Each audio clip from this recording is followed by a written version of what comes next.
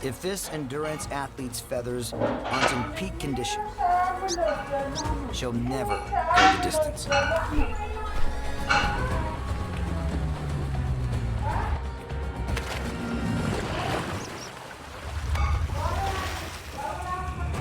With a flick of her tail feathers, she turns on a dime.